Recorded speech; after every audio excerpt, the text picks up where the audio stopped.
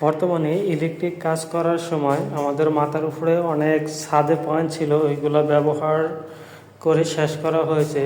ঠিক এখন আমাদের সাইডে আরও 3টা লাইট লাগবে। এই জন্য আমরা পাশে 6 পিন সকেটের থেকে আমরা গ্রুপ কেটে এভাবে দেওয়ার চেষ্টা করেছি। তাছাড়া কোনো উপায় আমাদের কাছে ছিল না যে দ্বিতীয়বার ওই গ্রুপের ভিতর দিয়ে তার টানবো। এতগুলো তার টানা হয়েছে, ওটার ভিতর দিয়ে আর কোনোভাবে তার ঢোকাতে পারিনি।